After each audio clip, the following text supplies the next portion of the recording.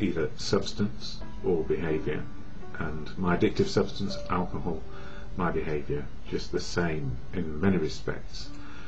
So alcoholic, and then behaviour, work, relationships, collecting, materialism, trying to look right, putting on a brave face, ego, very brittle, very thin, and nothing much underneath it, no self-esteem to talk about during those drinking years, mainly because I never really understood how to live life and face what was going on in a practical way, because underneath all of that was a fear of not being good enough, a fear of being less than.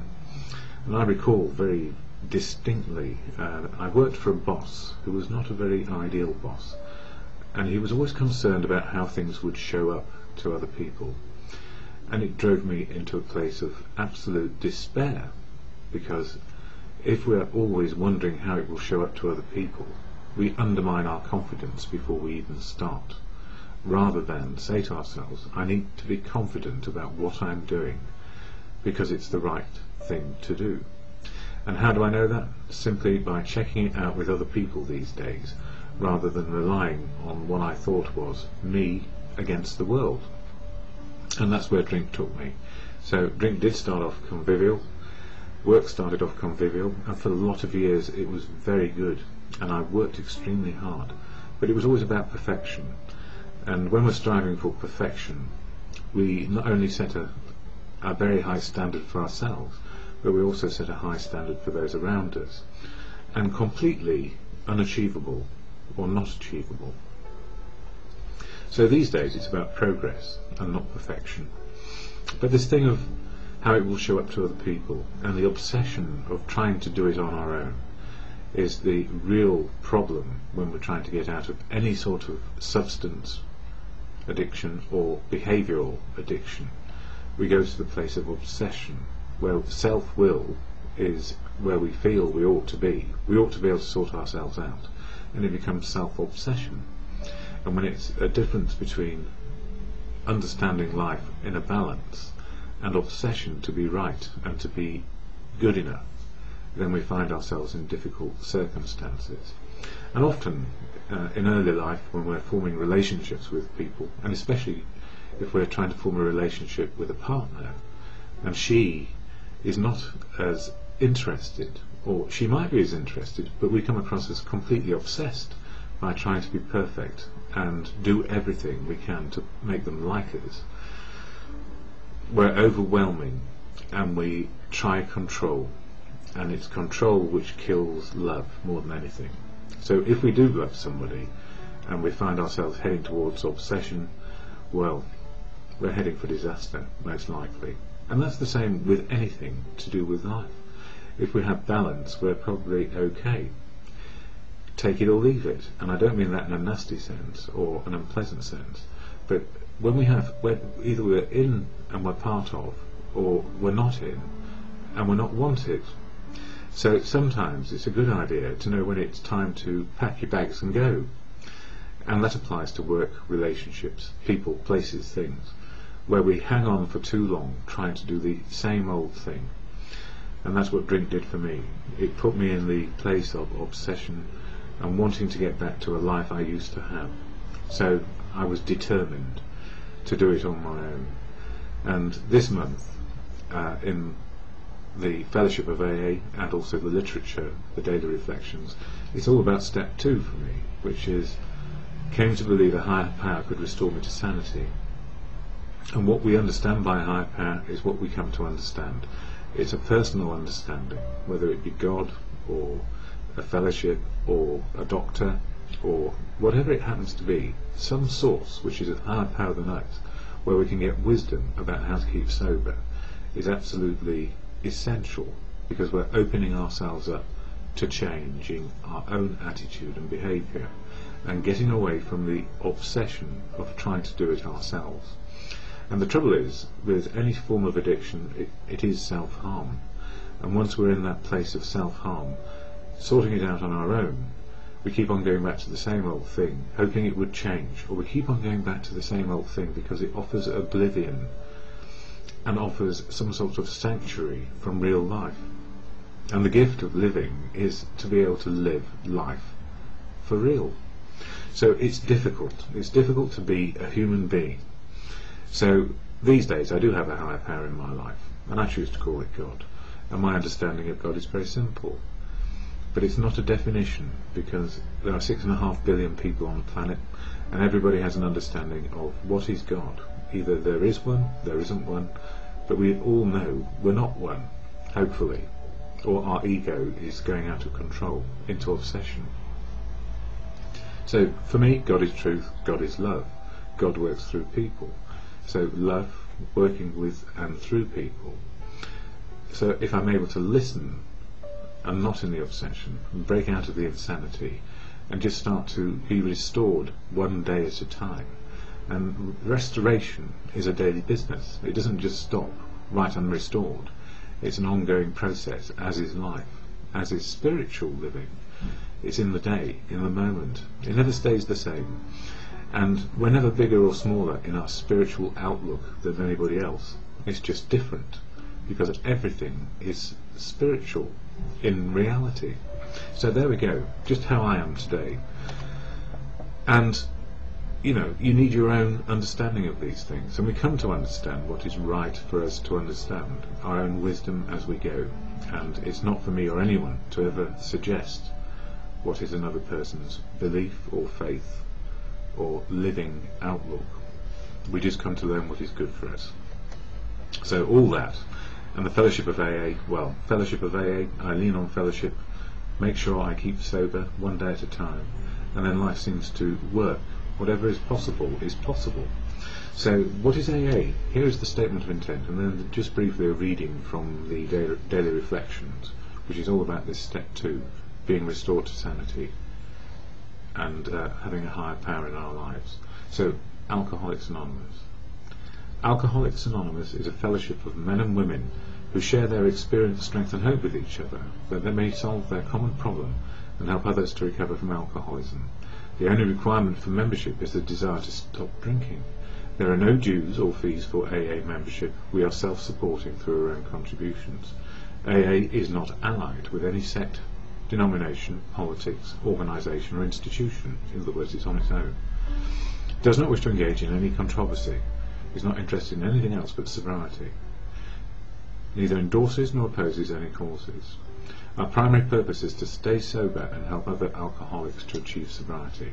So we're all about sharing a message of experience, strength and hope wherever we can and however we can do it, and whatever appears to be appropriate for ourselves.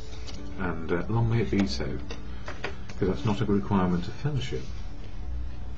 Anyway, the daily reflections today, February 10th, I don't run the show. When we became alcoholics, crushed by a self-imposed crisis we could not postpone or evade, we had to fearlessly face the proposition that either God is everything or else he is nothing. God either is or he isn't. What was our choice to be? And this is a personal choice, and higher power is a personal choice. Today my choice is God. He is everything. For this I am truly grateful. When I think I am running the show, I am blocking God from my life, and for me I am blocking the truth, blocking people and blocking love. I pray I can remember this when I allow myself to get caught up into self. The most important thing that today is that today I'm willing to grow along spiritual lines, live in the moment and now, and that God is everything, God is truth. When I was trying to quit drinking on my own, it never worked.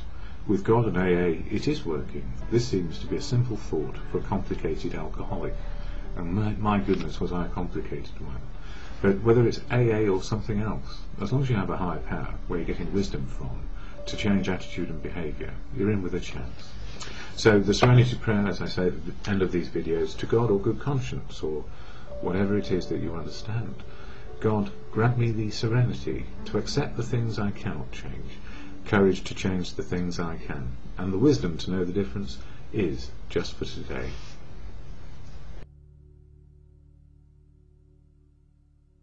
From addiction to either substance or behaviour.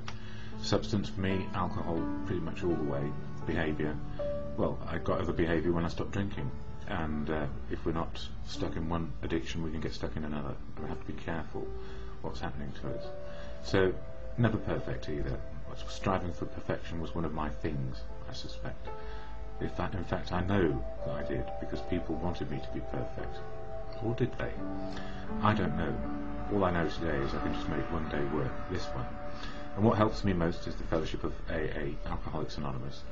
And I share their preamble. I don't speak for AA, I only speak for me here on YouTube, always.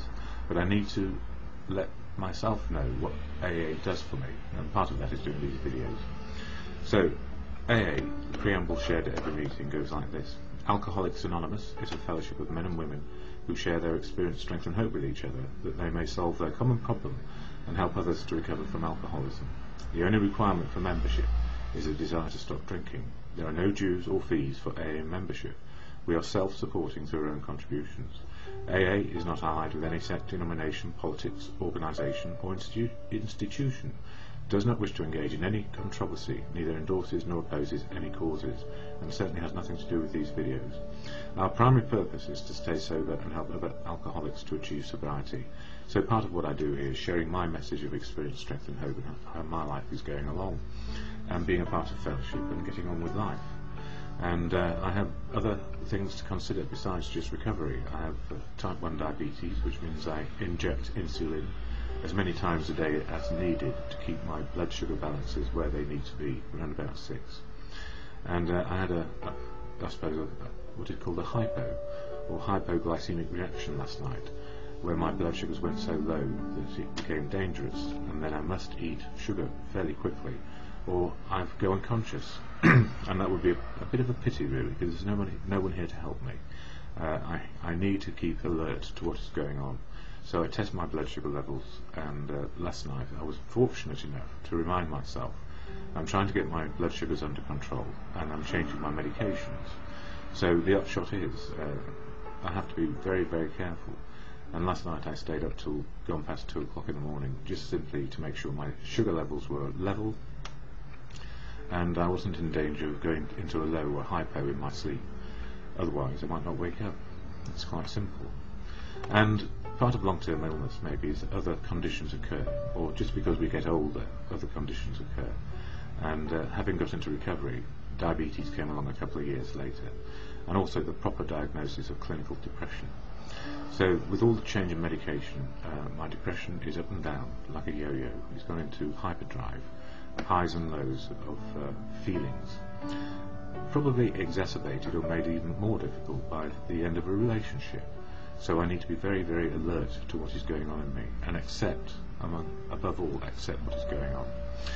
So my videos are all about sharing information and readings from the literature of AA. As I say, AA is the backbone of my recovery and helping me get on, even though I have diabetes type 1 and clinical depression, and I get massive support from people around me, and from professionals and from the hospital, who are trying to make me able to make this life work. So, daily reflections. A rather wonderful book gives us one-day readings, and this month is all about step 2, coming to believe in a power greater than ourselves which can restore us to sanity. And whatever that power greater than ourselves is, it could be society, civilization, a group of people just trying to keep sober, or it could be God, and of your understanding, not mine. It's about what we believe the higher power can do for us, that is, getting support when we can't do it for ourselves. So, it says here for February the 10th, I don't run the show. We became alcoholics, crushed by a self-imposed crisis we could not postpone or evade. We had to fearlessly face the proposition that either God is everything or else he is nothing. God either is or he isn't. What was our choice to be? And it remains a personal choice. And this is not my choice. It says here, today my choice is God. Or is it? I'll explain. He is everything. For this I'm truly grateful. When I think I'm running the show, I'm blocking God from my life.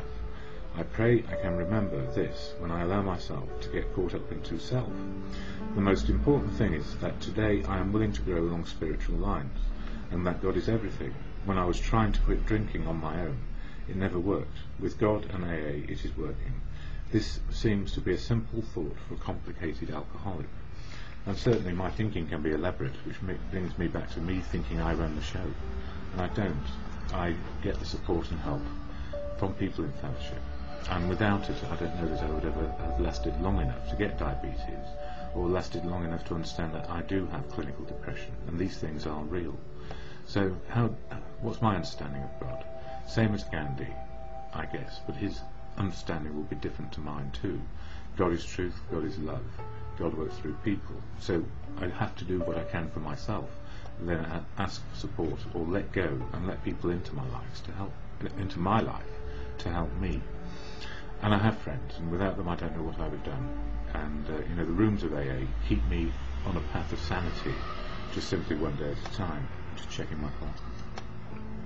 So this little thing here, card, is 12 steps, 12 traditions, and February is always about step 2 for me, and that daily reflection book. And I want to read a passage out of this one, the 12 by 12. I hope it's in context with what I've been saying. It's from page 27. Then I woke up. I had to admit that AA showed results, prodigious results. I saw that my attitude regarding these had been anything but scientific. It wasn't AA that had closed my mind. It was me. The minute I stopped arguing, I could begin to see and feel. Right here, right there, step 2 gently and very gradually began to infiltrate my life. I can't say upon what occasion or upon what day I came to believe in a power greater than myself, but I certainly have that belief now. To acquire it, I'd only to stop fighting and practice the rest of AA's program as enthusiastically as I could. And, once we realise that we don't run the whole show, that we're part of, it doesn't mean we lose our choices, and it does not mean that we stop being unique and authentic people. It means we have a similarity in fellowship which keeps us sober one day only. And the 12-step program is the backbone of that, and the traditions are what keep the fellowship healthy. And as Bill sees it, this book, again another reading from it, page number 24, Alki, When the Chips Are Down. In the beginning, it was 4 whole years before AA brought permanent sobriety to even one alcoholic woman. Like the high bottoms, the women said they were different. AA couldn't be for them. But as the communication was perfected, mostly by the women themselves, the picture changed. The process of identification and transmission has gone on and on. The skid rower said he was different. Even more loudly, the socialite, or Park Avenue stumble bum, said the same. So did the artist and professional people, the rich, the poor, the religious, the agnostic, the Indians and the Eskimos, the veterans and the prisoners. But nowadays, all of these, and legions more, soberly talk about how very much alike all of us alcoholics are when we admit that the chips are finally down. And we are very similar, because we all have a package of emotions and feelings inside us. And we all have one common aim, which is to stay in recovery a day at a time, to be sober. And the gift is, the similarity is so strong that we can get on with the differences that we all have. And I feel it's vital that people know that we have differences of outlook and experience, that we are all unique and authentic, and that if we don't try and determine our future, that is to say, right, I want it this way, then we have that shuts us down and fastens us to a particular outlook, and we aim at that, and we always live in the future of what we might be, rather than living in the present moment of now, where we are what we are. And the gift is, if we actually see and feel what we can do in the moment, we have a better chance of making life work. Finally, the serenity prayer. God, or in good conscience, or God in truth and love, working through people, grant me the serenity to accept the things I cannot change, courage to change the things I can, and the wisdom to know the difference, always and often with fellowship for me, helping me gain my wisdom a day at a time.